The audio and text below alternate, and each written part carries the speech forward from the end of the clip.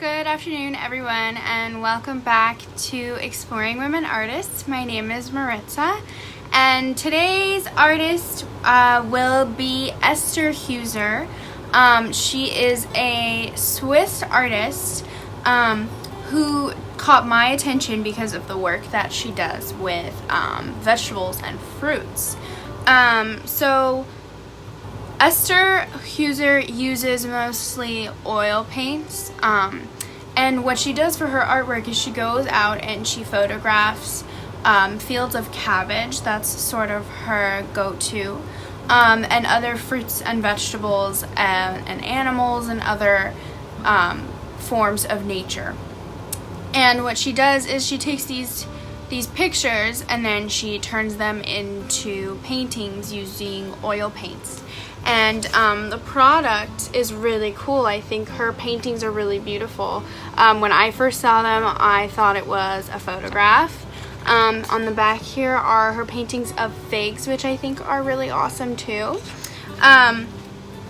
So today I thought it would be fun to use her style to create one of our own paintings.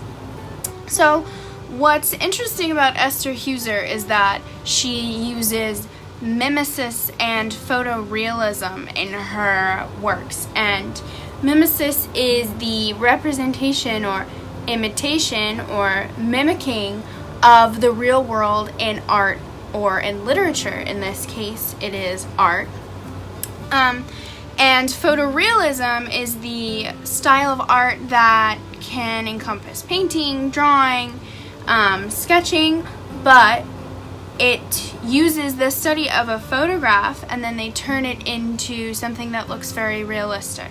So these cabbages are examples of photorealism because this is from a picture that she took herself, and then she painted it to make it look as real as possible. So mimesis and photorealism, that's what Esther Huser uses a lot in her own works. And something that I found sort of interesting when I was researching her was that she wants her art to give people the false sense that her work copies nature. So that's why she focuses a lot on nature. So for today's project, we are going to be taking our own subject in nature and turning it into the most realistic representation of that object as possible. I know that a lot of women artists that we've talked about in the past few weeks have been really abstract, but I think the cool part about her and what's a little bit different about her is that she is a realist, not an abstract artist. So we are going to do the same today and try to mimic her style.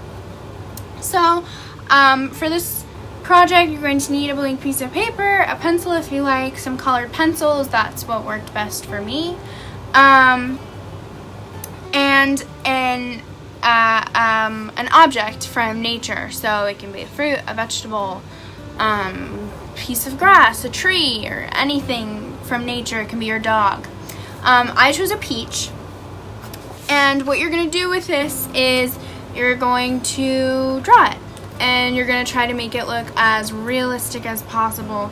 Focus a lot on the shadings and using appropriate colors, and depth and shadow is really important. So I did my best to make a rendering of a peach, tried to make it as realistic as possible.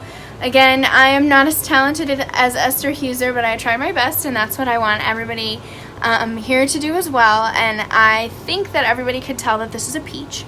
So that's the idea for this project today. If you want to look at some of her other works, they're really cool. You can Google Esther Huser. It's ESTHER HUSER, and she has a lot of different paintings that you can look at, and you can look at the techniques that she uses to make her paintings so realistic and amazing, and use that in your own work.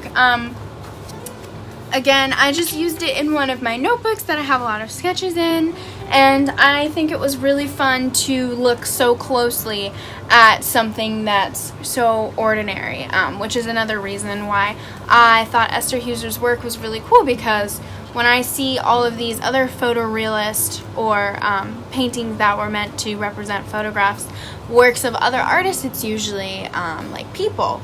And I at first think that it's a photograph of a person's face, but it's really a painting. And I've never really seen this style in things like cabbages, and she loves doing that. So I think that's really cool, taking a new look at the beauty of something as ordinary as a peach. So I hope you enjoy, and I hope you share with us. You can use hashtag LoveArtSphereInc on Instagram, Facebook, and Twitter, and written instructions will be uploaded to the ASI blog. And thank you guys so much for watching, and tune in on Friday at 1:30 for the next Exploring Women Artists class. Thank you.